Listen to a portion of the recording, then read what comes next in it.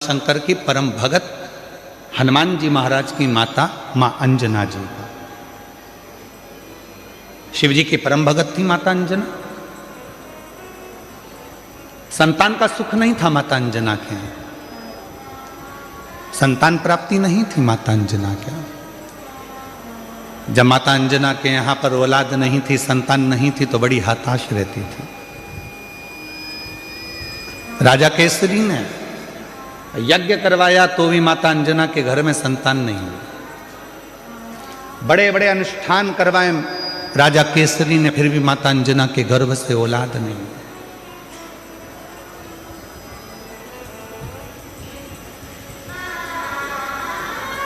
बहुत कठिन।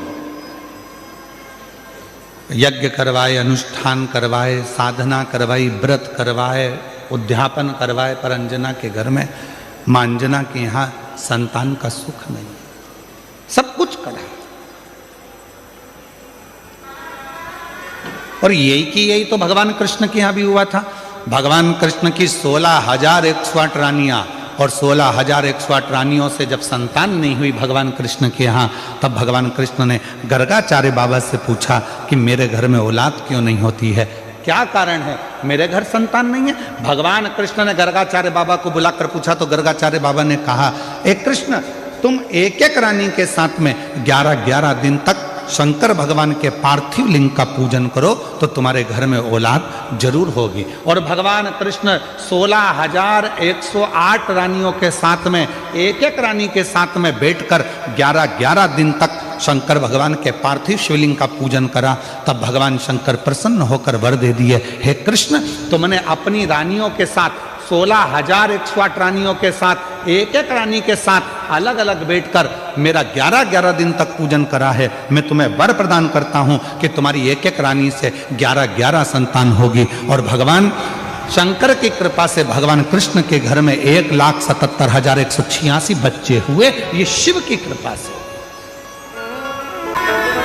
अंजना माता ने अपने पिताजी से कहा, गौतम ऋषि से, पिताजी मेरे घर में औलाद नहीं है, संतान नहीं। इसीलिए मेरा तू ही तो हमदर्द है, जिसे हर दर्द कहता दुनिया के आगे प्रभु चुपचाप मेरे हो। दुनिया के आगे प्रभु चुपचाप मेरे हो। मेरा तू ही तो हमदर्द है, जिसे हर दर्द कहता हो। मेरा तू ही तो हमदर्द है, जिसे हर दर्द कहता हो। आया नजर ना कोई भी अपना, जब मुझको दरकार थी, जब मुझको दरकार थी, तब मेरे पथ का जीवन के रथ का तू ही बना सारथी, तू ही बना सारथी। भोले ने करी है कदम पे ये मेहरबानिया। मेरा तू ही तो हमदर्द है, जिसे हर दर्द कहता हो। मेरा तू ही तो हमदर्द है, जिसे हर दर्द कहता हो। किससे कहें? ब्रह्मा ब्रह्म लोक में रह रहे हैं, भगवान विष्णु वैकुंठ लोक में रह रहे हैं, इंद्र इंद्र लोक में रह रहे हैं, गरुण गरुण लोक में रह रहे हैं, वरुण वरुण लोक में रह रहे हैं, सब अपने अपने लोक में निवास कर रहे हैं।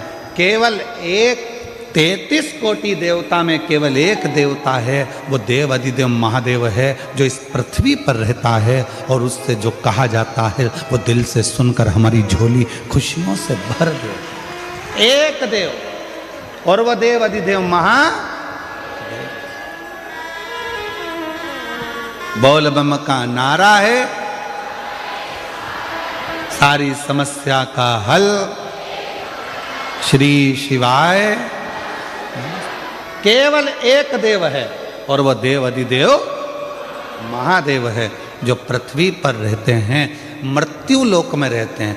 कभी आपने शंकर भगवान को किसी सिंहासन पर नहीं देखा, कभी आपने शंकर भगवान को किसी ऊंचे स्थान पर नहीं देखा।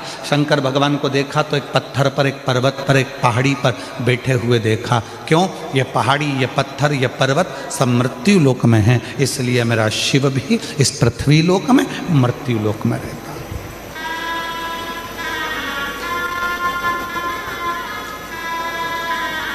और उसको पाना सरल है, उसको पाना कठिन नहीं है।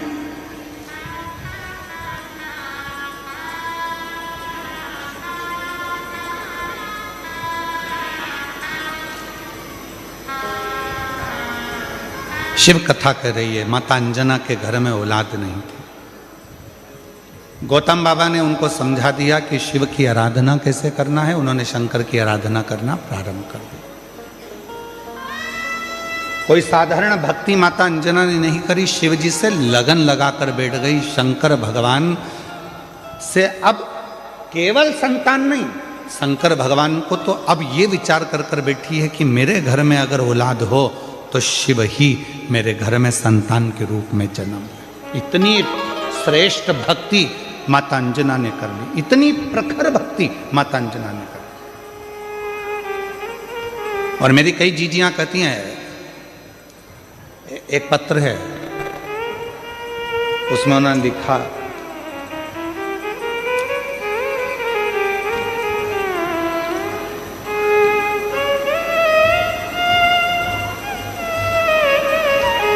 मेरा नाम शोभा बेन है,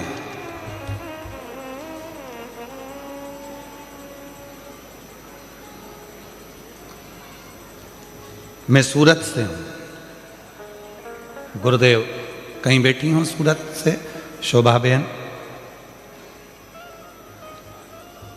शादी के 27 साल निकल गए थे पर औलाद का सुख नहीं हुआ। 27 वर्ष शादी के निकल गए। सूरत से हैं शोभा बेन, अगर कहीं बैठी हों और बच्चों को लेकर आई हों तो व्यासपीठ पर लेकर आ सकती हैं। 27 साल शादी के निकल गए, संतान का सुख नहीं हुआ। शादी के 5 साल तक तो डॉक्टर को दिखाया, इसके बाद 10 साल तक पूरे देवी देवता ऐसा कोई नहीं बचा और ऐसा कोई डॉक्टर नहीं बचा जिसका इलाज ना करवाया। मुंबई से लेकर दिल्ली, दिल्ली से लेकर अहमदाबाद, सूरत, हर जगह पर IVF भी करवाया, वो भी सफल नहीं हुआ। डॉक्टर ने आखिरी में मना कर दिया कि तुम माँ नहीं बन सकती। तब आस छोड़ दी और आस छोड़ दी, अब विचार छोड़ दिया कि मैं कभी माँ नहीं बन सकती। 27 साल के बाद पहली बार टीवी पर कुछ सीरियल देख रही थी और चलाते चलाते चैनल पर आपकी कथा आ गई और उसको सुना तो आपने शिव भगवान के पशुपतिनाथ व्रत और सफेद आंकड़े की जड़ का प्रयोग बताया, जो करा। फिर आपके मुंह से सुना कि पंडाल में बैठकर जो मांगा जाता है वो मिलता है। मैंने अपने पति से कहकर पंडाल में बैठकर दोनों ने रात्रि विश्राम कर कर शिव पुराण की कथा सुनी, वहाँ की मिट्टी को अपने पेट पर लगाई। डॉक्टर तो मना करे थे कि औलाद नहीं होगी और बाबा की ऐसी कृपा हुई, हम 2 बार कुबरेश्वर धाम होकर आए, 2 बार पशुपति व्रत करे और 2 बार सफेद आंकड़े की जड़ का प्रयोग करा। बाबा की कृपा से 27 साल के बाद जुड़वा बच्चों ने जन्म लिया। हम बाबा को प्रणाम करने के लिए हैं, बाबा को नमन करने के लिए। 27 वर्ष के बाद मेरे घर में बाबा ने किलकार दिया। किससे कहें? कहीं बैठी हो शोभा बेन सूरत से, अगर कहीं बैठी हो तो आ सकती। किससे कहो? मेरा तू ही तो हमदर्द है, जिसे हर दर्द कहता हूं। आप किससे कहो? ब्रह्मा जी ब्रह्मलोक में बहुत दूर हैं, भगवान विष्णु बैकुंठ में है, इंद्र लोक में बैठे हुए हैं। हम अपना दर्द किससे कहने जाएंगे? हम अपना दुखड़ा किससे कहने जाएंगे? हम अपनी तकलीफें किससे कहने जाएंगे? हम हमारा कष्ट किससे कहने के लिए जाएंगे? तो सारे देवताओं ने अपना अपना स्थान चुना। आखिरी में शंकर भगवान को बुलाया गया और शिव जी से कहा, सारे देवताओं ने अपना अपना स्थान चुन लिया है, तुम कहाँ रहना पसंद करोगे? पृथ्वी पर कोई रहना नहीं चाहता। क्यों? क्योंकि दुनिया के लोगों के दुखड़े इतने ज़्यादा हैं, रोज़ आएंगे, रोज़ दुखड़ा रोएंगे, रोज़ आएंगे, रोज़ तकलीफ कहेंगे, तो कोई देवता पृथ्वी पर नहीं रहना चाहता। आप बताओ, आप कहाँ रहना चाहते हो? शंकर भगवान ने कहा, मैं पृथ्वी पर रहने को तैयार हूं, मृत्यु लोक में रहने को तैयार हूं। तो भोले बाबा आपको सबके दुखड़े सुनना पड़ेंगे, भोले बाबा आपको सबके दुखड़े सहना पड़ेंगे, आपको सबके दुखड़े सुनकर उनके दुखड़ों को समाप्त करना पड़ेगा। शंकर भगवान ने कहा, मैं पृथ्वी पर रहने को तैयार हूं और सबके दुखड़े सुनने को तैयार हूं और सबके दुखड़े समाप्त करने को तैयार हूं। मैं तैयार।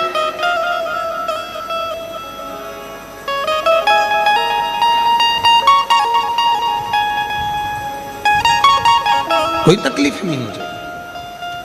तो सारे देवताओं ने भगवान शंकर भगवान से कहा, भोले बाबा, स्कंद पुराण का ये चरित्र कथा है। सारे देवताओं ने एकाग्रित होकर भगवान शिव जी से कहा, आज हम सारे देवता वचन देते हैं कि दुनिया का व्यक्ति, मृत्यु लोक में रहने वाला यदि मनुष्य, संसार सागर में रहने वाला यदि मानव भूलवश भी शंकर भगवान की भक्ति कर लेगा तो उसका सारा दुखड़ा हम 33 कोटि देवता शिव जी के साथ मिलकर समाप्त कर देंगे।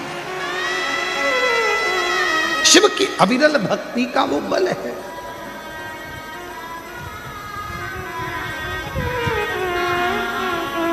मेरा तू ही तो हमदर्द है, जिसे हर दर्द कहता हूं। आप उसको कहेंगे, स्वीकार। माता अंजना का चरित्र कहता है,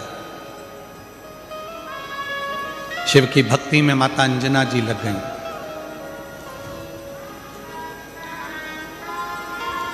ऐसी मेरी माता अंजना ने भगवान शंकर की अविरल भक्ति करी, ऐसी भक्ति करी, परीक्षा ली। शंकर भगवान ने पार्वती जी को भेजा, भोलेनाथ जी ने जाकर कहो अंजना को कि क्या चाहिए, क्यों इतनी कड़क भक्ति कर रही हो, किस लिए? अंजना देवी के पास में पार्वती जी पहुंची और कहा, क्या चाहिए? अंजना ने कहा, मुझे संतान चाहिए। संतान? हाँ। कैसी संतान? तो कहा, जिस शंकर भगवान की मैंने पूजन करी है वही शिव मेरे पुत्र के रूप में जन्म ले, बस ऐसी ही मेरी कामना है, ऐसी ही मेरी कामना है, और कुछ।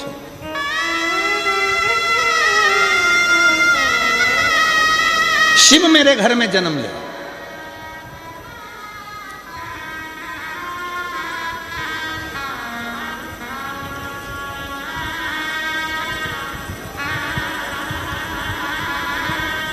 पार्वती जी ने शिव जी से कहा, अंजना माता चाहती हैं आप उनके घर में जन्म ले लो।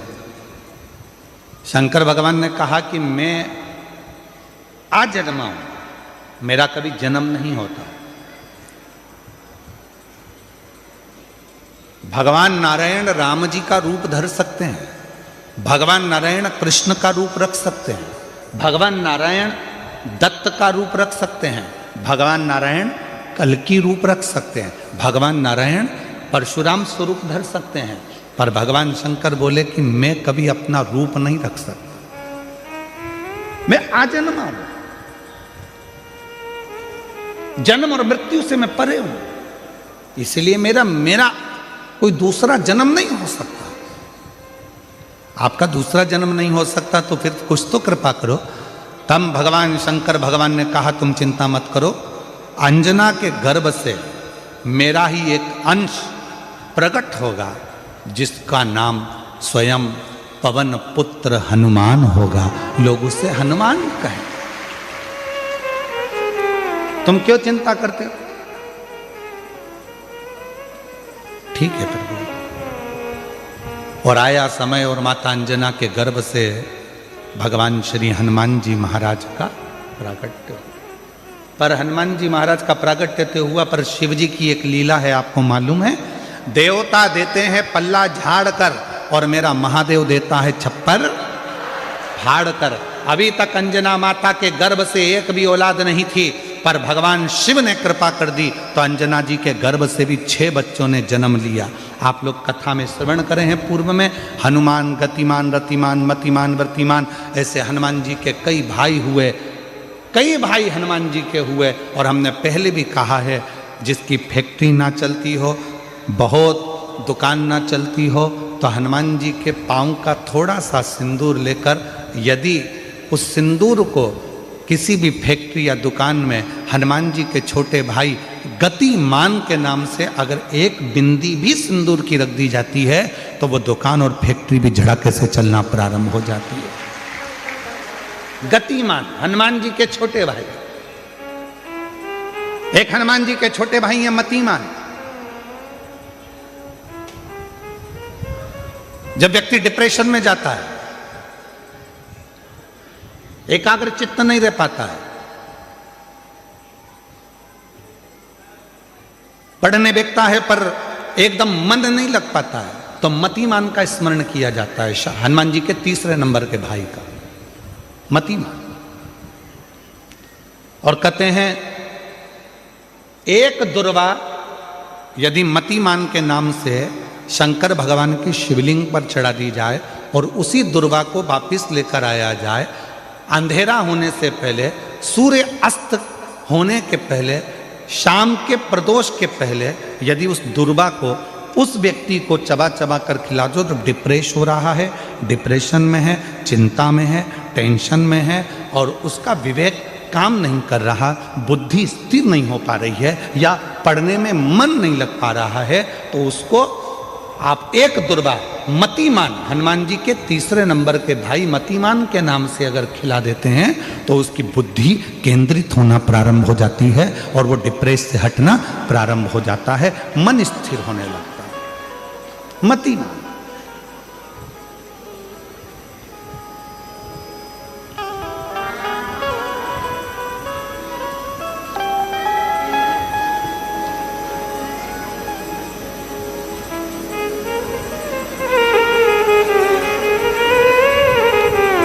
और एक नाम आता है व्रतिमान।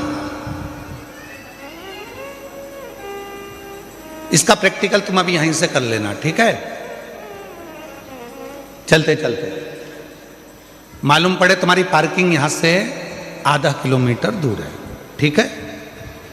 अरे बोलो तो जम के, आधा किलोमीटर दूर तुम्हारी पार्किंग है और तुम्हारी उम्र लगभग बहुत हो गई, मालूम पड़े तुम थोड़े वृद्ध हो गए हो और तुम्हारा घुटना दुख रहा है, तुम्हारी कमर दुख रही है, चलते चलते बड़ी मुश्किल से तुम कथा स्थल तक पहुँचे हो। अब मन में आ रहा है कि मुझे वापस पार्किंग तक जाना है, कैसे जाऊँगी, पाँव तो दुख रहा है। तो एक काम आज चलते चलते करना कि कहीं सीवर वाला महाराज झूठ तो नहीं बोल रहा है, तो प्रैक्टिकल करके जाना। क्या करोगे? यहाँ से जाते समय आप जब जा रहे हो और आपके शरीर का कोई अंग जब दुख रहा है तो श्री शिवाय नमस्तुभ्यम कहकर श्री व्रतिमान हनुमान का स्मरण करो। किसका स्मरण करना है? जम के बोलो, व्रतिमान हनुमान। व्रतिमान हनुमान का स्मरण करके कहीं पर भी बैठकर अपने पांव की छोटी वाली जो उंगली है उसको जम के दबाना और दबाने के बाद चल देना। जिस जगह पर भी दर्द हो रहा होगा, मेरा बाबा आपको मंजिल तक पहुंचाएगा, दर्द होने नहीं देगा। कल नहीं करना, प्रैक्टिकल आज ही करना। काल करे सो आज कर।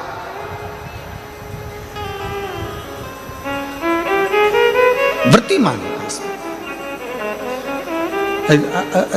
आज करेंगे गुरुजी, 3 महीने में फर्क दिखेगा। तुम तो आज की आज का बताओ ना कि आज की आज में फल कैसे मिले। तुम तो बिल्कुल तैयारी में बैठो। जाते जाते वृत्तिमान हनुमान भगवान श्री शिवाय नमस्तुभ्यम का स्मरण कर कर एक ऊर्जा के साथ, ताजगी के साथ चलते जाओ। शिव थोड़ा बहुत नहीं देते, मेरे भगवान देते हैं छप्पर फाड़ कर। अब हनुमान जी महाराज का प्रागट्य हो गया, हनुमान जी महाराज आ गए, पूरे आनंद के साथ राम जी की सेवा करी। ये सारी कथा आप लोगों ने श्रवण करी है, रामचरितमानस में भी और शिव पुराण में भी और श्रीमद् भागवत में भी कई जगह पर आपने इस कथा को सुना होगा। अब मूल कथा जो शिव पुराण की, स्कंद पुराण का मूल तत्व है, उसकी ओर हम बढ़ रहे हैं, जो बड़ी सुंदर कथा है। स्कंद पुराण के रेवाखंड की ये कथा, स्कंद पुराण के रेवाखंड में से इस कथा को लिया। स्कंद पुराण का रेवाखंड कथा है, हनुमान जी महाराज राम जी के साथ में लंका पर चढ़ाई कर दिए, विजय प्राप्त कर लिए, आ गए। पुष्पक विमान में बैठकर मां सीता को लेकर आ रहे थे। अब आइए मुख्य कथा, स्कंद पुराण शिव पुराण की वो कथा जो अपने अंदर अपने को उतार आ रहे हैं। राम जी बैठ गए पुष्पक विमान में, मां जानकी साथ में, विभीषण, हनुमान सब साथ में चल। बीच में स्थान आया, हनुमान जी ने कहा प्रभु ये वो भूमि है जहां मेरी मां अंजना रहती है, जहां मेरी माता अंजना यहां रहती है, ये वो भूमि है। राम जी ने पुष्पक विमान को आदेश दिया, हे पुष्पक नीचे होइए, इस भूमि पर, अंजना माता की इस भूमि पर पुष्पक को रोका। हनुमान जी पुष्पक विमान से नीचे उतरे। हनुमान हमें तुम्हारी मां से मिलना है। जिस हनुमान ने लंका पर विजय प्राप्त करा दी, जिस हनुमान ने लक्ष्मण को संजीवनी बूटी ला कर दे दी, उस हनुमान जी की माता से मुझे मिलना है। हनुमान जी ने हाथ जोड़कर कहा प्रभु माता से तो मिला दूंगा, मना नहीं है, पर मेरी माता सबसे ज्यादा यदि आराधना और साधना करती है तो शिव की करती है। राम जी ने जो शब्द कहा, प्रत्येक व्यक्ति के दिल में वो शब्द छूना चाहिए। मेरे भगवान राम बोले, हनुमान जब किसी शंकर के भक्त का दर्शन होता है, शंकर तो कभी नहीं मिलते, पर शंकर का यदि कोई सही भक्त मिल जाता है तो समझ लेना कि शंकर का दर्शन उसी क्षण हो गया, उसी क्षण।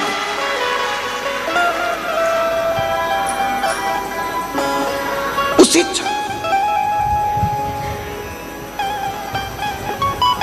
शिव का दर्शन उसी पल हो गया, शंकर भगवान का दर्शन उसी पल हो गया। यदि कोई शंकर भगवान के भक्त का दर्शन कर लेता है, शिव भक्त का दर्शन कर लेता है, तो समझ लो कि शंकर भगवान का भक्त का दर्शन, शिव का दर्शन। आप कौन है? क्यों लोग कहते हैं कि शिव महापुराण के कथा के पंडाल में जाकर बैठो और आपकी मनोकामना पूर्ण हो जाती है, कथा के पंडाल में जाकर बैठो शिव पुराण के और आपका मनवांछित फल प्राप्त हो जाता है। आखिर शिव महापुराण के कथा के पंडाल में ऐसा होता क्या है?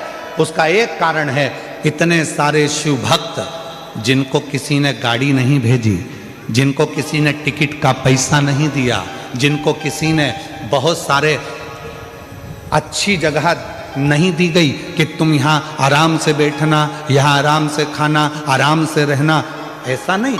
शंकर का भक्त अपने झोले में 2 पानी की बोतल, एक बिछाने की दरी, एक ओढ़ने का कंबल और अपना खाने का सामान साथ लेकर आता है, छाता साथ में लाता है और जहाँ मौका मिल जाए वहाँ बैठकर कथा सुनता है। अर्थात बिना लोभ, बिना लालच बिना किसी व्यापार या व्यवसाय के वो शिव को समर्पित होकर आया है, शंकर का होकर आया है। इसलिए ऐसे भक्त का जब दर्शन होता है तो हमारी मनोकामना अपने आप पूरी होना प्रारंभ हो जाती है, पूरी।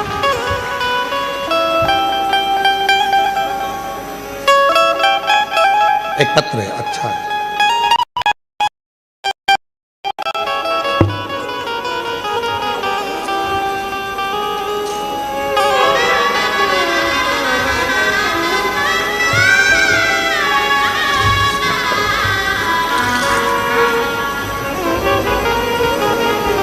मेरा नाम मंगलाबेन पांडुरंग चौधरी है।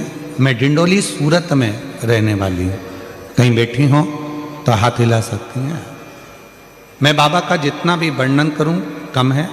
बाबा की मुझ पर अनंत कृपा है। मेरा बेटा 10 साल से सरकारी नौकरी की तैयारी कर रहा था, पर कुछ पॉइंट से सिलेक्शन रह जाता था। वो रोज अपने काम से आता था और चिंता में रहता था। मैंने टीवी के माध्यम से आपकी काफ़ी कथा सुनी है। मैंने अपने बेटे से बोला कि रोज 1 लोटा जल बाबा को चढ़ाओ और शहद वाला बेलपत्र बाबा को चढ़ाना शुरू करो। बेटे ने वैसा ही किया और सच्चे मन से बाबा से प्रार्थना की।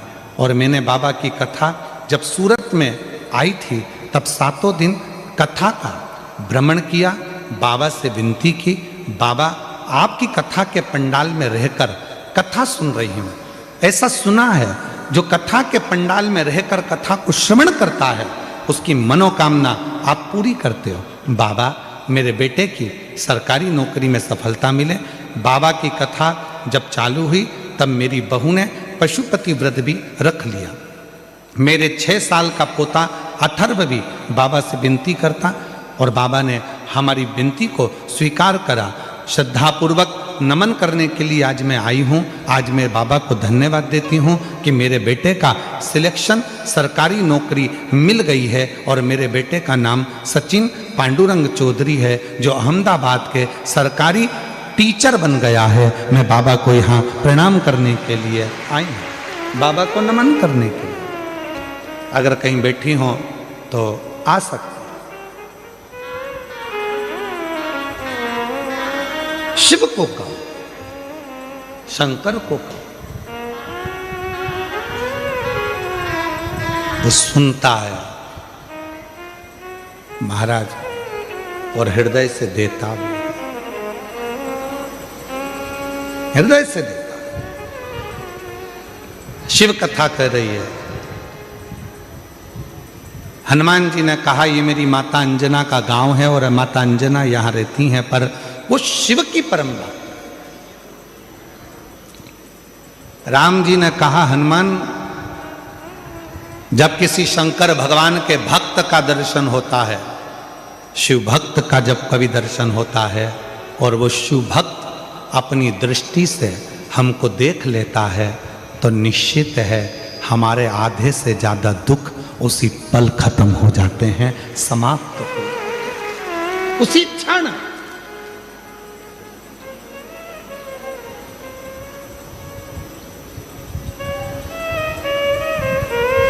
इसीलिए हमको लगता है ज्यादातर भक्त लोग, कोई शिव भक्त मिलता है तो जम के आवाज लगा देते हैं हर हर महादेव। किसी मंदिर में जाकर लोग शोर नहीं मचाते। द्वारकाधीश के मंदिर में जाओ कोई शोर मचाता नहीं मिलेगा, जगन्नाथ जी के मंदिर में जाओ कोई शोर मचाता नहीं मिलेगा। जितने भी भारत की भूमि पर स्वामी नारायण आदि मंदिर हैं वहां दर्शन करने के लिए जाओ कोई शोर मचाता नहीं मिलेगा। जितने भी बड़े बड़े मंदिर हैं किसी मंदिर में कोई शोर मचाता नहीं मिलेगा। पर कभी भी कोई 12 ज्योतिर्लिंग में या शंकर जी का मंदिर आपके नज़दीक में है वहाँ दर्शन करने जाओ तो लोग शोर मचाते जरूर मिलेंगे। कोई पीछे से खड़े होकर चिल्ला रहा,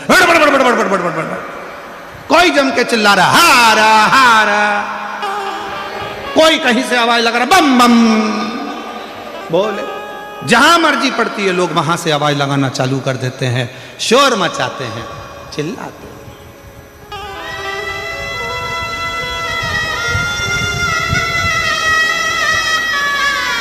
शिव के नाम लेकर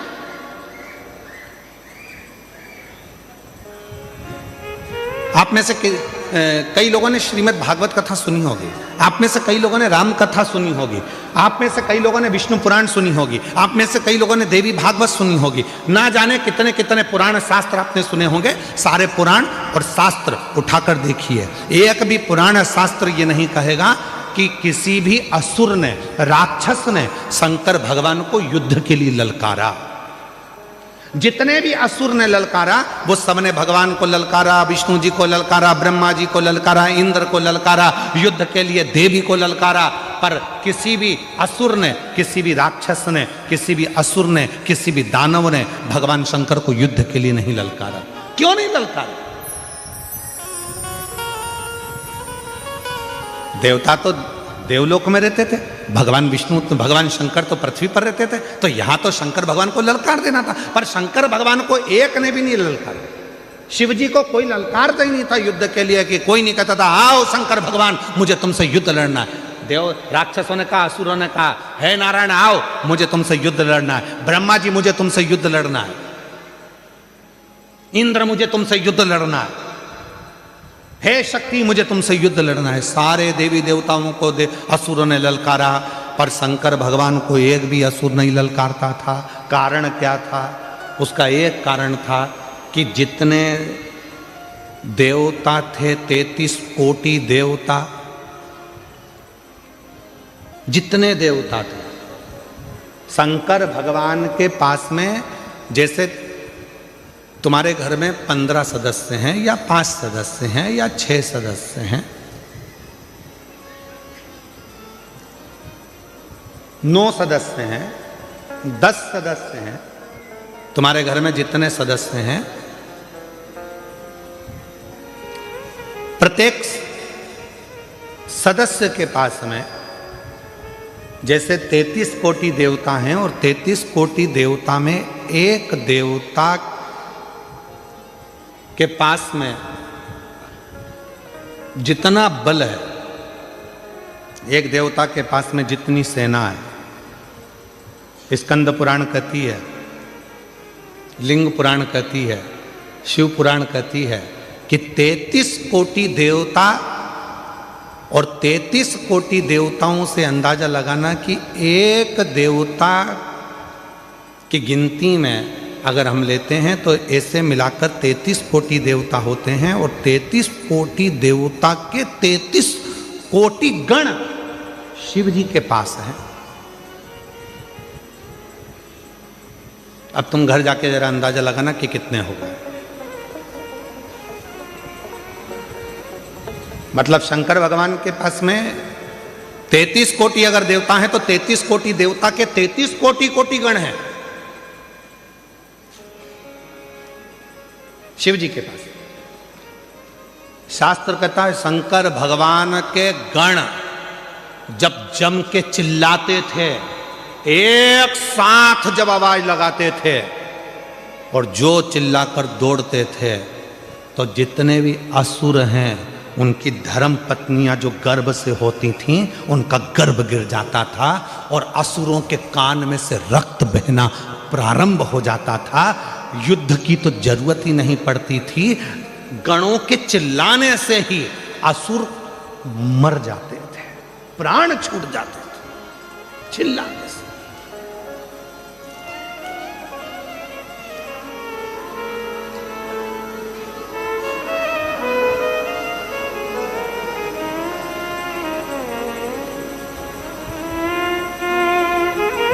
कई लोग पूछते हैं क्यों महाराज जी ये इतने सारे भक्त कथा सुनने आते हैं, ना तो इनके पास कोई पत्र जाता है, ना कोई निमंत्रण जाता है, ना पीले चावल जाते हैं।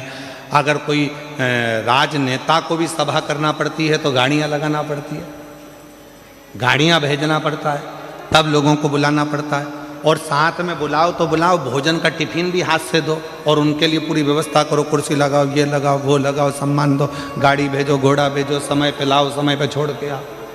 पर ये शिव पुराण एक ऐसी कथा है जिसमें ना तो पीले चावल दिए जाते हैं, ना निमंत्रण दिया जाता है, ना किसी के यहाँ पत्र भेजा जाता है, ना किसी के यहाँ जाकर कहा जाता है। उसके बाद भी ये लाखों लाखों शिव भक्त अपने आप आ जाते हैं। उसका क्या कारण है? उसका एक कारण है, स्कंद पुराण कहती है ये जितने शंकर के भक्त संसार में रहते हैं, ये शंकर भगवान के पूर्व में कोई रिश्तेदार रहे होते हैं, जो शंकर की डमरू की आवाज सुनकर दौड़ पड़ते हैं और कथा में आकर बैठते।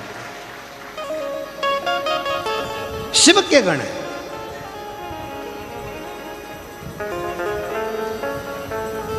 इसलिए महादेव नमन चरणों में स्वीकार कीजिए, सबका किया है मेरा भी उद्धार कीजिए, उद्धार कीजिए।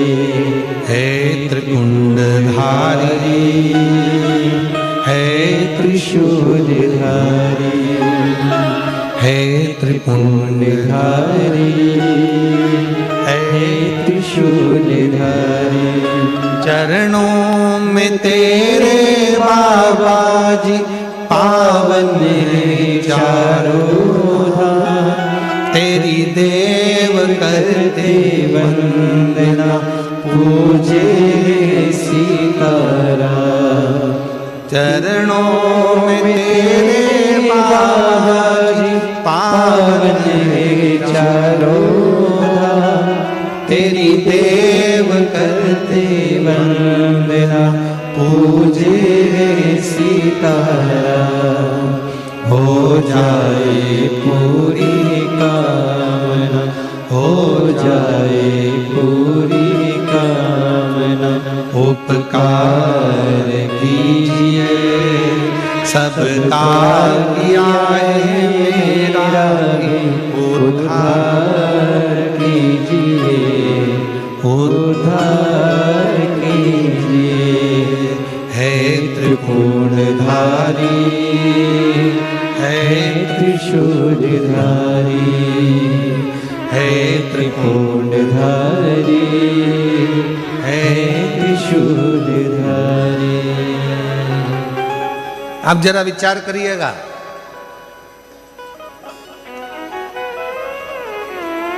शिव के गण इतने प्रबल हैं, एक बार यदि जाग जाएं तो दुनिया में किसी की सामर्थ्यता नहीं है जो इनके आगे टिक जाए। ये कथा संत, साधु, महात्मा प्रवचन क्या कर रहे हैं? आपको जगाने का काम ही तो कर रहे हैं। और महादेव नमन चरणों में स्वीकार कीजिए, सबका किया है मेरा भी उद्धार कीजिए, उद्धार कीजिए। हे त्रिपुंडधारी, हे त्रिशूलधारी, हे त्रिपुंडधारी, हे त्रिशूलधारी। चरणों में तेरे बाबा जी पावन है चारों धाम, चरणों में तेरे बाबा जी पावन है चारों धाम, तेरी देव करते वंदना, पूजे सीताराम। हो जाए पूरी कामना, हो जाए पूरी कामना, उपकार कीजिए, सबका किया है मेरा भी उद्धार कीजिए, उद्धार कीजिए। हे त्रिपुंडधारी, हे त्रिशूलधारी। शिव कथा कर रही है, अंजना माता का राम जी कर रहे हैं, मात्र मुझे दर्शन हो जाएगा और वो अपनी दृष्टि से मुझे देख लेंगी, उतने में भी मेरा आनंद हो जाएगा। चलो हनुमान, चलो मुझे अंजना माता का दर्शन कर। जैसे ही सामने अंजना माता दिखी, राम जी ने झुककर प्रणाम किया। नमन किया।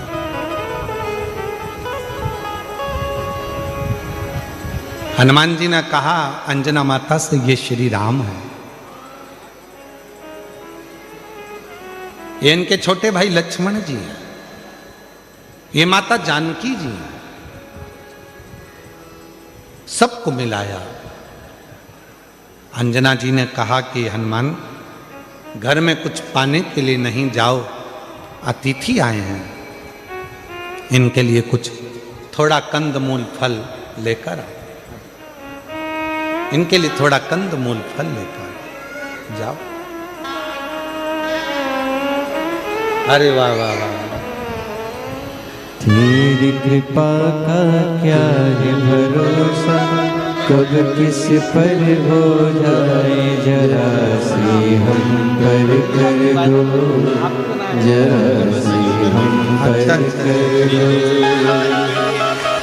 तेरी कृपा का क्या है भरोसा, कब किस पर हो जाए जरा सी हम पर कर दो, जरा सी हम पर कर दो। जिस पर भी हो गई तेरी कृपा करुणा, वो भव पार हुआ, भव पार हुआ। पापी हो चाहे जितना, उसका भी बाबा उद्धार हुआ, उद्धार हुआ। गिद्ध अजामन गणिका जैसे तेरे मन को भाए। बच्ची 2 दिन से रो रही है बाहर खड़े होकर, केवल उसको मिलना था। एक बार जोरदार ताली बजाओ, आज व्यासपीठ पे दौड़ के आई है। गिद्ध अजामन गणिका जैसे तेरे मन को भाए, जरा सी हम पर कर दो। मैंने कहा कि हनुमान जाओ, घर में कुछ पाने के लिए नहीं है, तुम जल्दी जाओ दौड़ के कंदमूल फल लेकर। अतिथि आया है, मेहमान आया है। शिव महापुराण की कथा कहती है अतिथि शिव का एक रूप होता है। अतिथि शिव का एक रूप होता है। इसीलिए हमारे यहाँ सनातन धर्म में कहा, शिव महापुराण की कथा के पंडाल में अगर कोई रात्रि रुककर कथा का इंतजार कर रहा है, सुबह स्नान आदि कर कर भगवान शिव की कथा के लिए बैठा हुआ है, इंतजार में डूबा हुआ है, वो कोई साधारण नहीं है, स्वयं मेरा देव अधिदेव महादेव है, शिव है। इसलिए मेरी जीजियों, प्रयास करा करो अपने घर से। अब गुजराती भाषा में तो क्या, गुजरात के लोग तो वैसे भी खाने में और खिलाने में बड़े होशियार होते हैं, और उसमें भी सूरत के।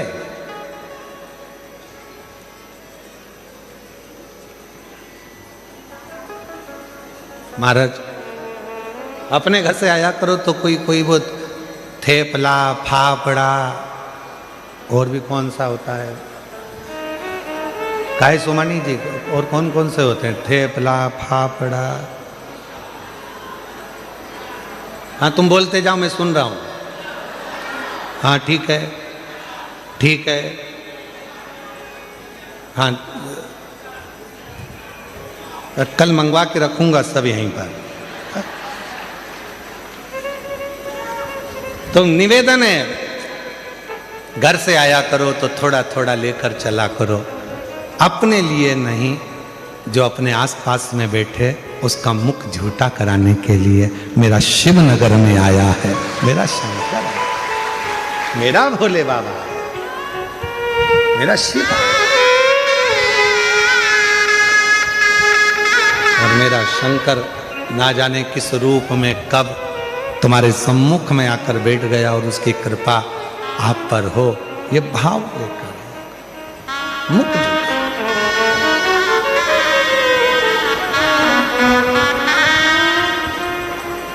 शिव कथा करें, भगवान शंकर का संवाद कर रहा है। हनुमान जी महाराज की कथा कर रही है। हनुमान जी चले गए कंदमूल फल लेने के लिए, इतने में अंजना माता की आंख से आंसू बह रहे थे। राम जी ने पूछ लिया, मां क्यों रो रही हो? अंजना माता ने कहा, मेरे रोने का कारण केवल एक है, आज मेरे बेटे हनुमान ने मेरे दूध को लज्जित कर दिया। दूध को लज्जित कर दिया? राम जी बोले, मां ये कैसी बात करती हो? हनुमान जी ने तो माता जानकी जी का पता लगाया, हनुमान जी ने लंका में आग लगा दी, और आप कहते हो कि हनुमान जी ने मेरे दूध को लज्जित कर दिया?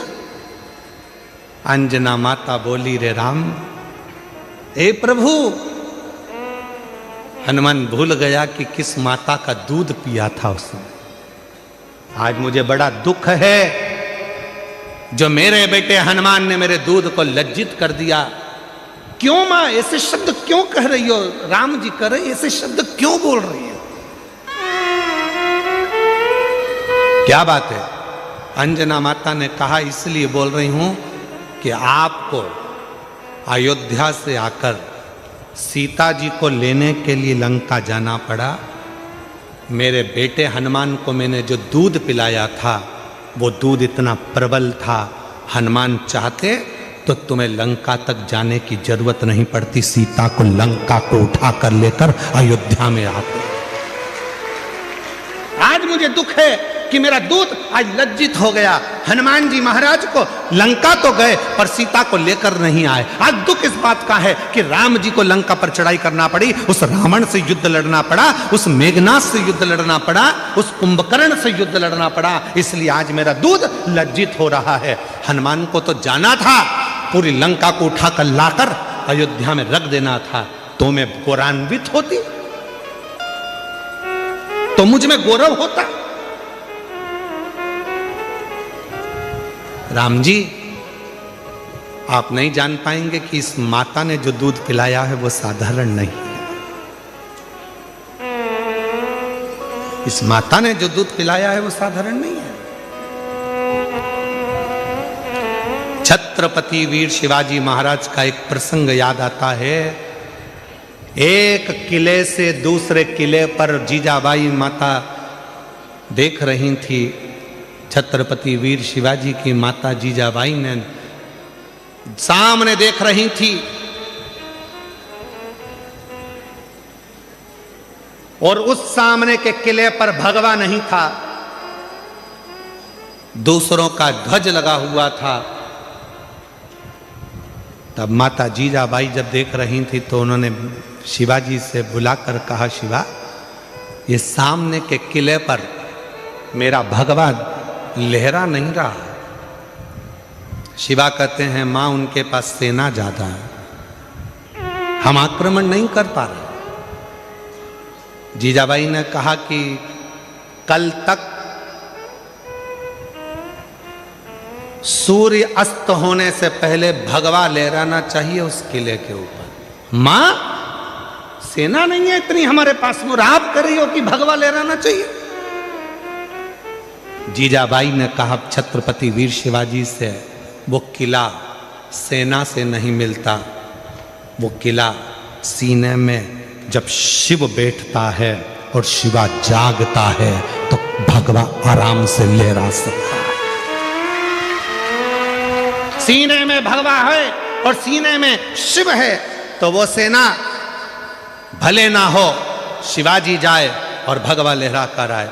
छत्रपति वीर शिवाजी ने जितनी सेना थी उसी का साथ पकड़कर जो किले पर चढ़ाई करी और मां जीजाबाई के सामने उस किले पर भगवा लहरा गया। ये वीरता होना चाहिए, ये वीर। हनुमान जी से कहा, जाओ तुम जाकर फल लाओ, और इतने में राम जी के सामने मां अंजना की आंख के आंसू थे और अंजना माता ने कहा, मैंने जो दूध पिलाया आज वो लज्जित हो गया। हनुमान जी चाहते तो पूरी लंका को उठा कर ले आते, पर हनुमान जी लेकर नहीं आए, इसका मुझे दुख है। राम जी ने कहा, मां ऐसी बात क्यों कहती हो? हनुमान को तो हमने रोका था, नहीं तो हनुमान तो लंका पर चढ़ाई कर कर सीता को कब कर लेकर आ जाते, हमने रोका था।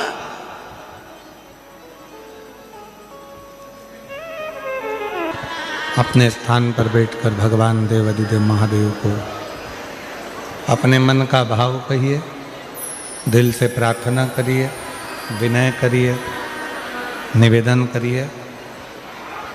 जहाँ जगह मिले वहाँ बैठकर बाबा को अपने मन का भाव कहें। बहुत दूर दूर से आप लोग आए हैं। बाबा देवाधिदेव महादेव को अपने मन का भाव कहने के लिए, प्रार्थना करने के लिए, दिल से बाबा को नमन करिए, भाव से कहिए, प्रार्थना करिए, विनय करिए, निवेदन करो। निवेदन करेंगे सब साथ में, जिसको आता है साथ में बोलेंगे। आपकी आवाज़ यहाँ तक पहुँचे, आपकी और हमारी आवाज़ देवाधिदेव महादेव तक पहुँचे और सबकी कामना पूर्ण हो। दिल से बाबा को नमन करें।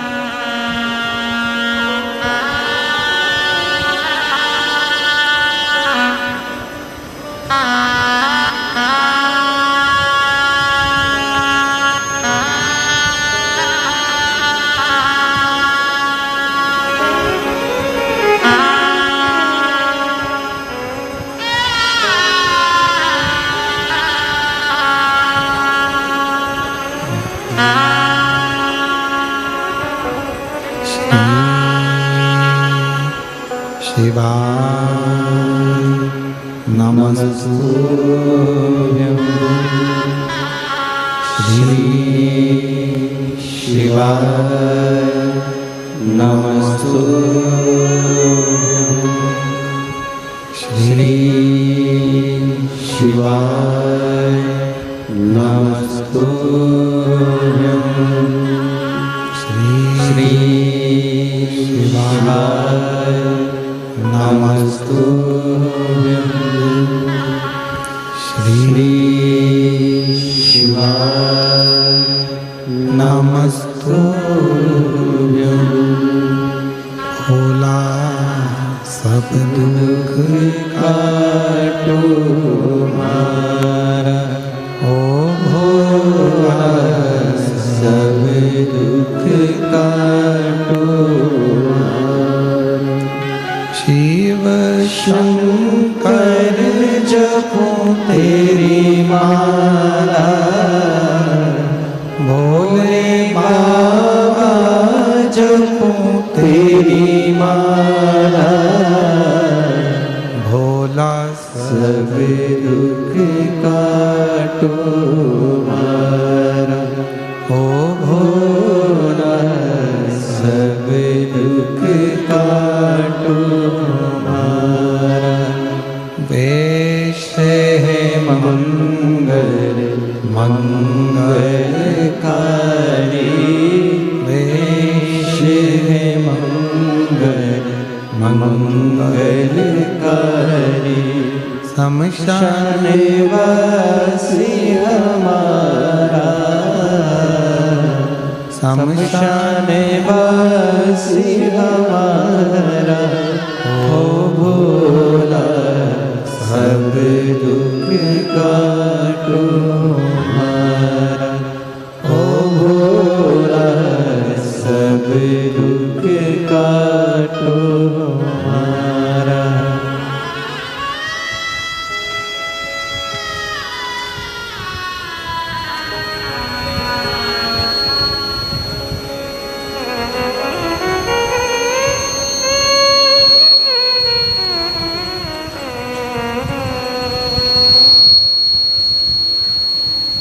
बाबा देवाधिदेव महादेव, भगवान शिव, ओगड़दानी, त्रिकालदर्शी, कैलाशी, विनाशी,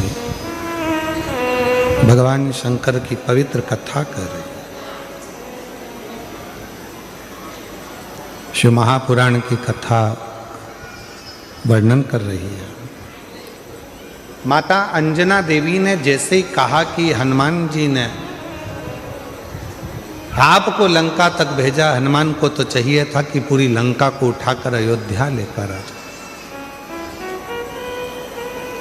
राम जी ने हाथ जोड़कर कहा, मां आप ऐसा ना कहिए, हनुमान तो ले आते सीता जी को, आपके दूध को लज्जित नहीं करा, पर हमने मना किया था। इतने में तो लक्ष्मण जी को हंसी आ गई, और लक्ष्मण जी को ऐसी हंसी आई कि लक्ष्मण जी को हंसी आते से ही भगवान राम जी ने लक्ष्मण जी को हंसने से रोका।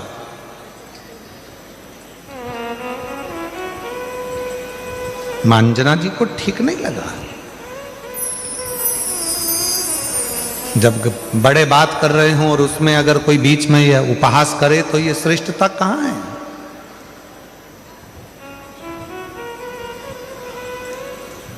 लक्ष्मण जी हंसे। इतने में लक्ष्मण जी ने कहा माता अंजना जी के से, देखो प्रभु भैया राम, माता तो अपने दूध का और अपने पुत्र का कितना गुणगान कर रही हैं और अपने आप का कितना गुणगान कर रही हैं। एक बार भी उन्होंने ये नहीं कहा कि लक्ष्मण के बाण से या राम जी के बाण से ये सब कुछ हो सका।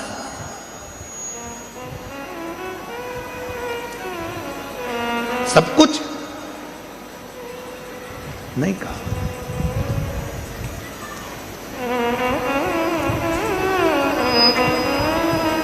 माता जानकी जी ने कहा लक्ष्मण तुम्हारा कहने का मतलब क्या है? क्या मेरे दूध में वो प्रबलता नहीं है? क्या मेरे पुत्र में वो प्रबलता नहीं है? इतना तो कहना था। तब माता अंजना ने कहा ठीक है लखन है लक्ष्मण, प्रभु राम की साक्षी में ये सामने पर्वत है, इस पर्वत के टुकड़े तुम अपने बाणों से कर दीजिए।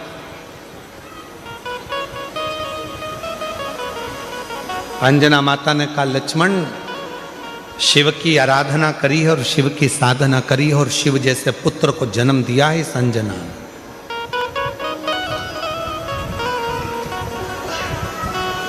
तभी एक बाण लक्ष्मण जी ने छोड़ा पर वो पर्वत के दो भाग नहीं हुए और माता अंजना ने अपने दूध की एक धार उस पर्वत पर फेंकी जिस पर्वत के दो टुकड़े हो गए और गर्जना हनुमान जी के कानों में पहुंच गई।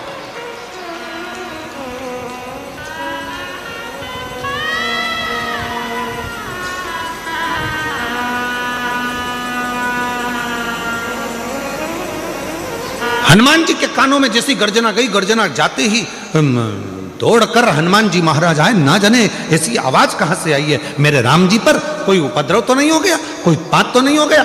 हनुमान जी महाराज भाग कर आए और हनुमान जी ने जो भाग कर आए और आते से जो देखा तो पर्वत के दो टुकड़े थे जिसमें से दूध की धार बह रही थी। पूछा हनुमान जी ने मां ये क्या हो गया? माता ने कहा लक्ष्मण जी समझ नहीं पाए थे। लक्ष्मण जी ने अंजना माता के चरण पकड़ लिए। मां मैं जान नहीं सका कि एक माता के दूध में वो बल होता है कि अपने बेटे को जब वो दूध का पान कराती है तो बेटा उतना वीर उत्पन्न होता है, प्रबल उत्पन्न होता है जो दुनिया का सारा कार्य कर सकता है। मां आज मैं लज्जित हूं, आज मैंने आप पर उपहास किया। हनुमान जी महाराज सामने थे, राम जी के मस्तक पर पसीने की बूंद थी, पसीने की बूंद।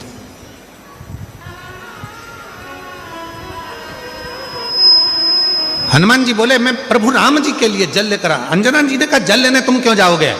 स्वयं मां नर्मदा जी का आह्वान किया माता अंजना ने और मां नर्मदा जी कल कल करती बहती हुई आती हैं और जो दूध की धार माता अंजना ने दी थी उस नदी से, दूधी नदी से माता अंजना के सम्मुख में नर्मदा मैया का संगम होता है जहाँ पर भगवान राम जी ने जल का आचमन किया है। और जो आचमन राम जी ने करा आज भगवान राम जी ने कह दिया माँ ये स्थान अब कहीं नहीं जाएगा। दुनिया के लोग जब माँ नर्मदा जी की परिक्रमा करेंगे तो इस दूधी नदी के तट पर नर्मदा का संगम होगा। इस संगम का जो दर्शन करेगा वो अपने जीवन में शिव तत्व को प्राप्त करेगा, ऐसा भगवान राम जी ने वर दे दिया।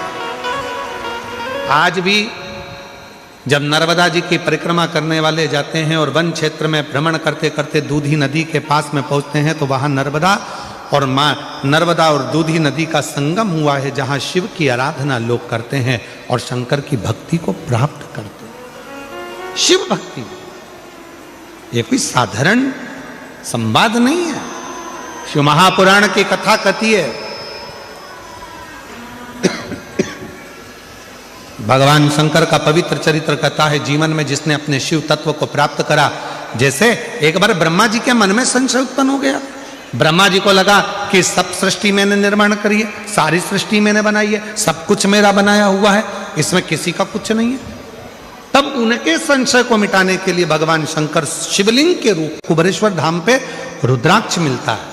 वो रुद्राक्ष को पानी में गलाओ, शिव जी को जल चढ़ाओ, उस पानी को पिलाओ तो उससे आराम लगता है, ऐसा मैंने सुना है। ना जाने कौन रिक्शे वाला था, मेरे पापा को और मेरे पति को बताकर चले गया, जो बाहर हॉस्पिटल के रो रहे थे। तभी मुझे घर छोड़ा और मेरे पापा और मेरे पिताजी मेरे पति दोनों ही सीहोर पहुंच गए। 1 नवंबर को रुद्राक्ष लेने सीहोर गए, 3 नवंबर को वो लेकर आए और हमने उसको गलाकर शिव को चढ़ाना और उसका पानी पीना प्रारंभ करा। बाबा, आप कहते हो कि बेलपत्र नंदी के पास बैठकर शंकर की चढ़ी हुई बेलपत्र को खाओ। मैंने खाना प्रारंभ करा। बाबा से कहा, बाबा हमारे पास में इतना धन नहीं है कि हम कैंसर का इलाज करा सकें।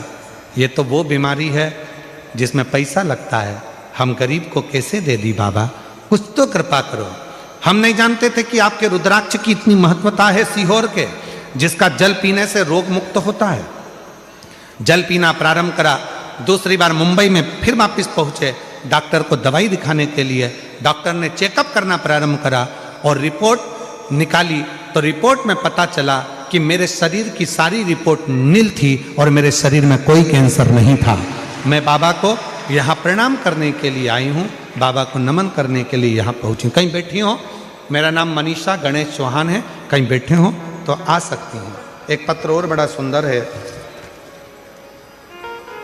गुरुजी, मेरा नाम रेखा सुनील जोशी है, मैं बारडोली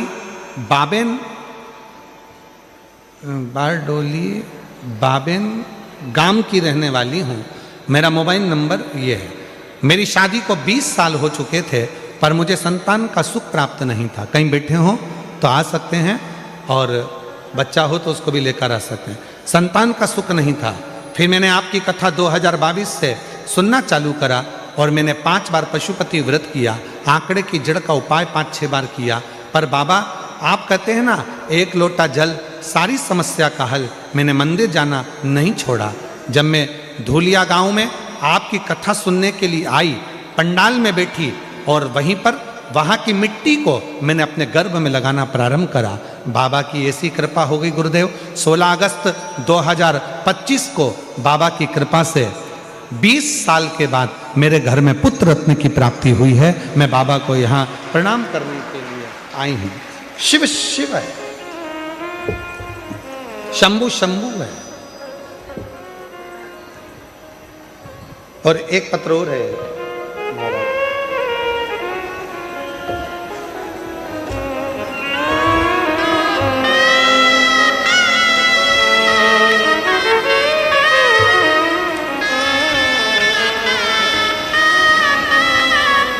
मेरा नाम निर्मा, पति का नाम धर्मपाल, जाट जाखड़, मेरा गांव रीडी, तहसील डूंगरगढ़, जिला बीकानेर, राजस्थान से आई हूँ। कहीं बैठी हो तो हाथ हिला सकती हैं, और अगर बैठी हो तो बच्चों को ला सकती हैं।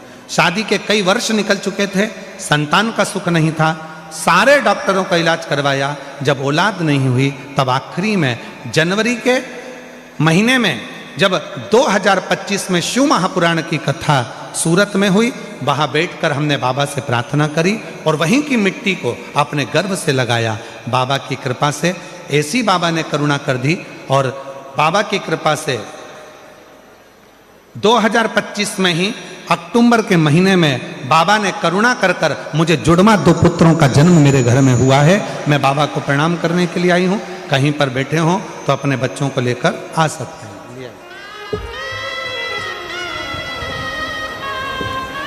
और शंभु शरण 27 साल के बाद जुड़मा बच्चे हुए हैं। एक बार जोरदार ताली बजाओ। काटो दया करीने दर्शन आपो शंभु शरणे। जोरदार ताली बजाएं। 27 वर्ष के बाद हुए हैं बाबा की कृपा से। दुख काटो दया करीने दर्शन आपो शंभु शरण मांगो घड़ी रे घड़ी दुख काटो दया करीने दर्शन आपो। जोरदार ताली बजाएं। 27 साल के बाद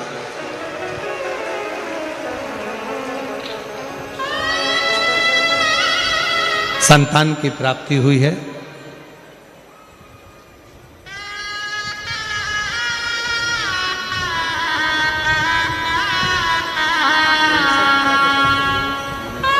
आप ही को बेटी को कैंसर हो गया था। इस बहन को पैसा नहीं था, 2 लाख रुपए लगना थे।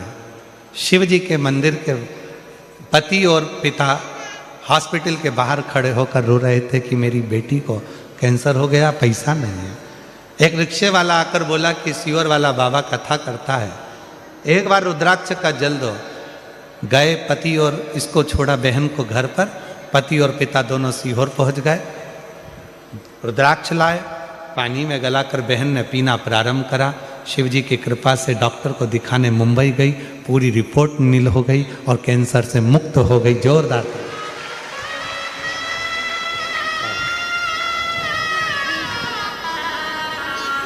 मेरा तू ही तो हमदर्द है जिसे हर दर्द कहता हो। मेरा तू ही तो हमदर्द है जिसे हर दर्द कहता हो। शिव से प्रार्थना कभी खाली नहीं गई। भगवान शिव की आराधना कभी खाली नहीं गई।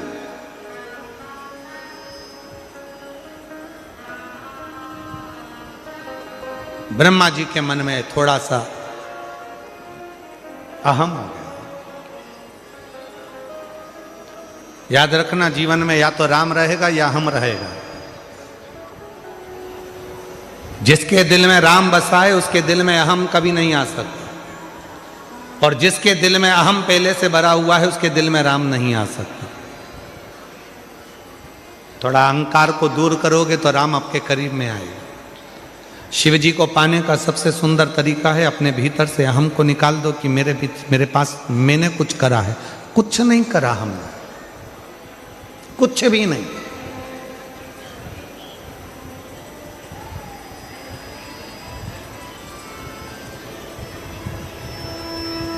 कुछ भी नहीं।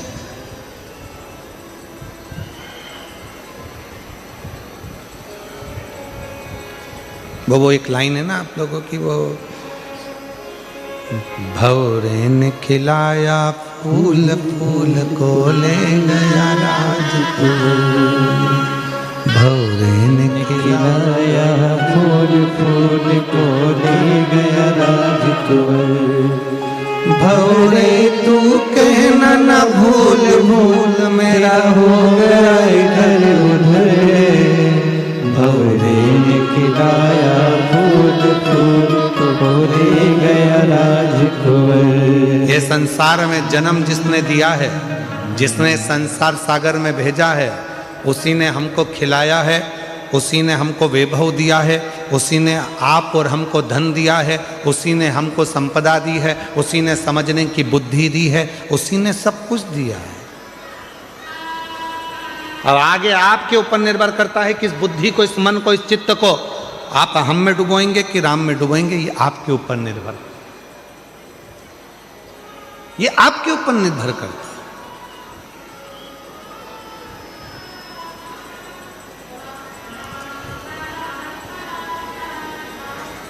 ये बुद्धि, ये चित्त, ये वृत्ति हमारी कहाँ जा रही है? ब्रह्मा जी के मन में अहंकार आ गया, ये पूरी सृष्टि का निर्माण मैंने करा, और जैसे ही ब्रह्मा जी के मन में अहंकार आया तो भगवान विष्णु ने समझाया, पर ब्रह्मा जी मानने को तैयार नहीं थे कि सब कुछ बनाने वाला शिव है, रचने वाला शिव है, संहार करता शिव है, निर्माण करता शिव है। ये ब्रह्मा जी को समझाए कौन? कौन कौन ज्ञान दे, कौन समझाए?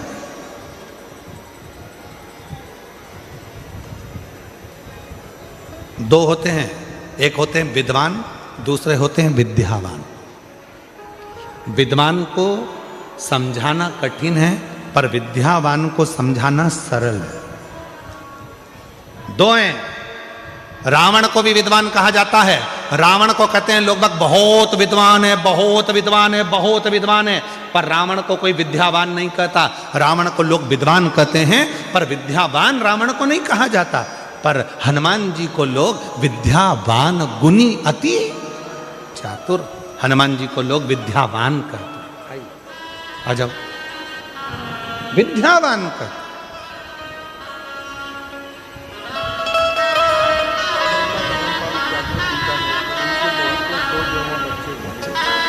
जोरदार ताली बजाएं।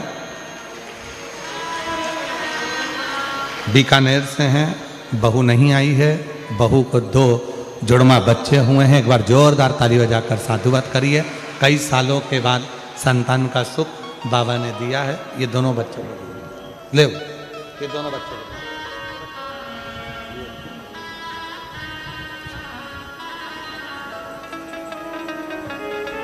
विद्यावान गुणी अति चातुर, अर्थात विद्वान को समझाना कठिन है, पर विद्यावान को समझाना सरल है।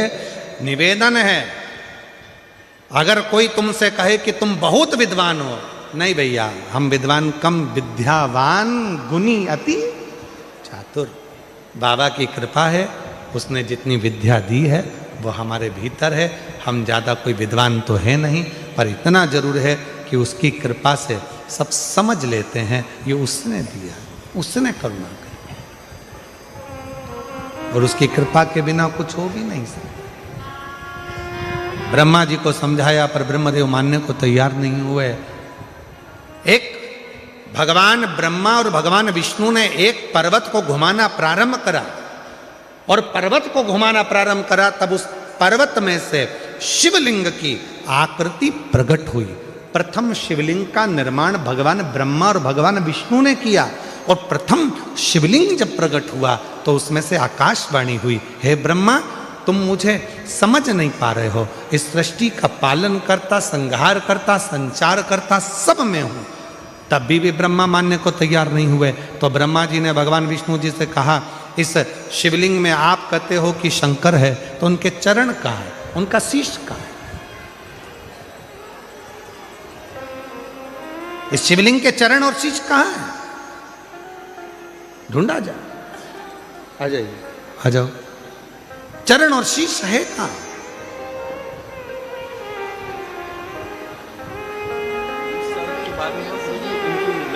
अच्छा, इनकी बेटी के घर में बच्चा 20 साल के बाद हुआ है। जोरदार ताली बजाकर स्वागत करें। बच्चा अभी यहाँ आया नहीं है, छोटा है इसलिए।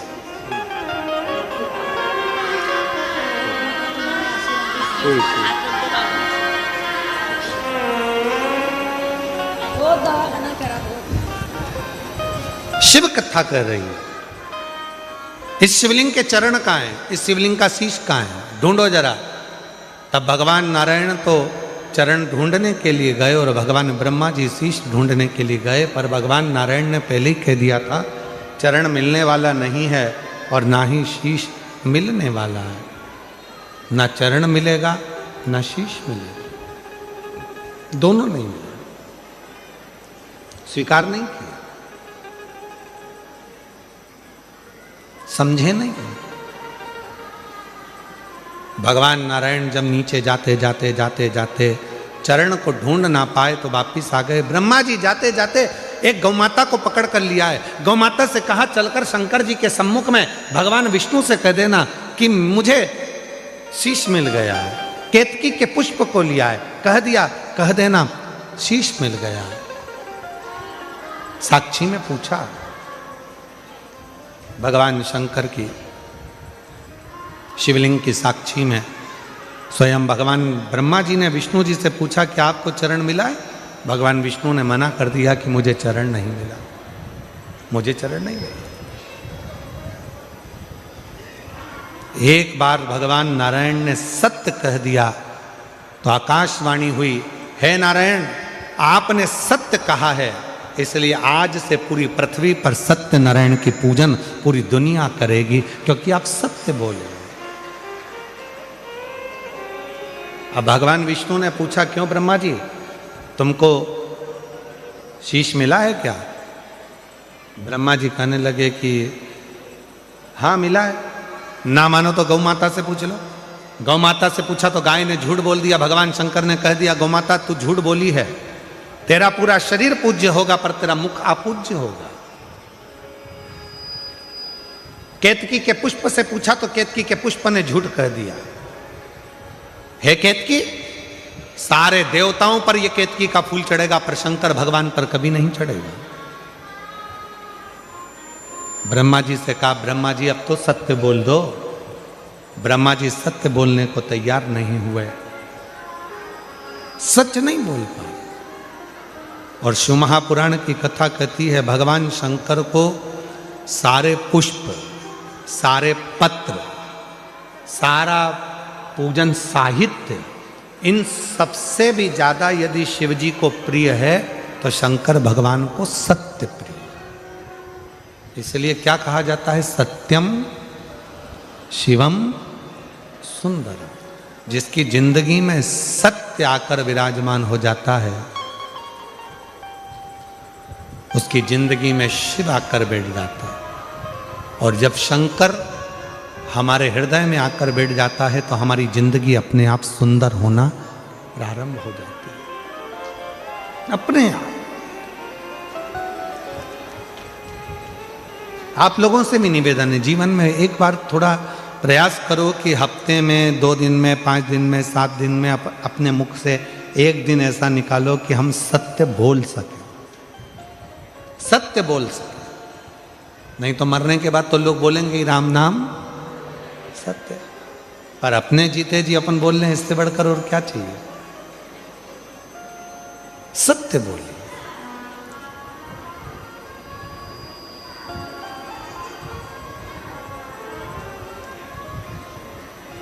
ब्रह्मा जी माने नहीं, फिर झूठ बोल दिए।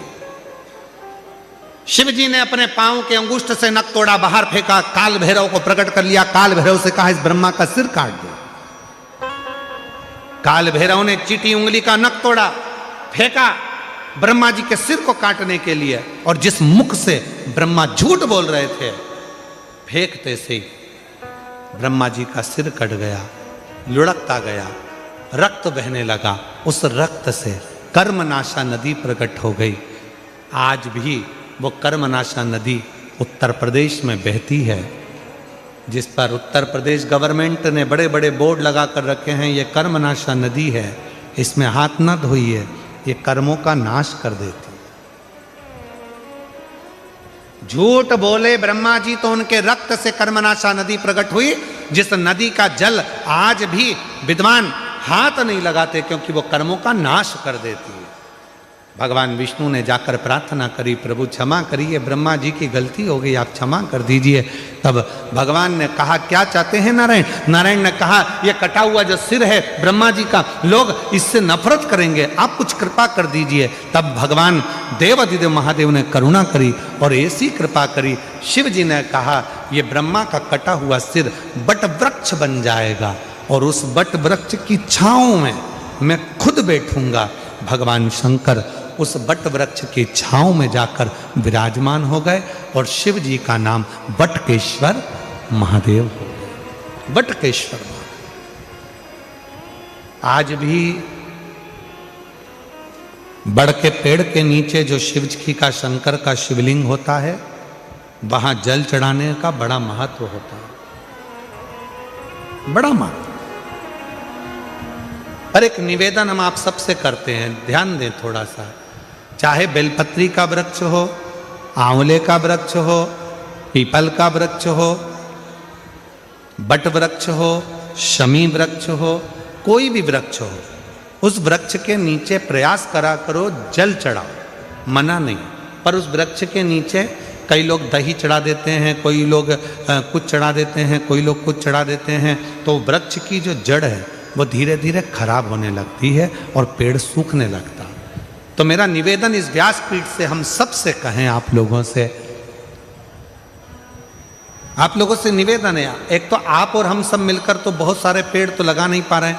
अभी ग्रीन शिवरात्रि के रूप में हम लोग वृक्षारोपण कर रहे हैं, तो आप और हम लगाएंगे।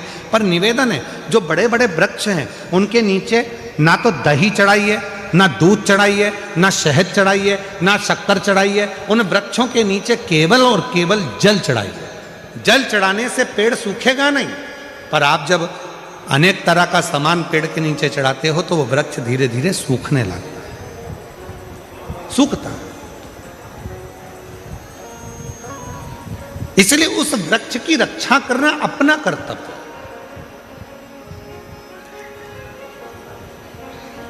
कई लोग बड़ के पेड़ के नीचे जाते हैं, उनकी भी पत्ती तोड़कर भगवान को चढ़ा देते हैं। ना ना ना, जो प्राचीन वट वृक्ष होते हैं, जो पुराने वट वृक्ष हैं, 500 साल पुराने हो, 700 साल पुराने हो, 1000 वर्ष पुराने हो, 400 साल पुराने हो, ऐसे जो वट वृक्ष होते हैं, पीपल के वृक्ष होते हैं, इनकी पत्तियों को नहीं तोड़ना चाहिए, इनको तो प्रणाम करना चाहिए। क्योंकि जो बुजुर्ग होता है उसका आशीर्वाद ही हमारे जीवन में सफल होता है, उसका आशीर्वाद नहीं, उसको तोड़े नहीं। हमारे कुबेरेश्वर धाम पर, बाबा के धाम पर लगभग 500 साल पुराना बाबा कुबेर भंडारी के यहाँ पर वट वृक्ष है। हम निवेदन करेंगे, आप लोग अगर वहाँ दर्शन करने जाते हैं तो निवेदन है, उनकी कोई पत्ती, कोई डाली, कुछ तोड़ना नहीं चाहिए। केवल प्रणाम करो, नमन करो, जल चढ़ाओ, परिक्रमा करो, बैठकर श्री शिवाय नमस्तुभ्यम का जप करो और बाबा से अपने दिल की बात करो, स्तुति करो, पर पत्तियां ना। बड़ के पेड़ के नीचे भगवान शिव विराजमान हो गए, बटकेश्वर नाम पड़ गया। बोलो बटकेश्वर महादेव की। ब्रह्मा, विष्णु और महेश तीनों एक जगह पर एकत्रित होकर जीवों का कल्याण करते हैं। भगवान ब्रह्मा, विष्णु, महेश पधार रहे हैं। जोरदार ताली बजाकर उनका स्वागत करें। हर हर महादेव।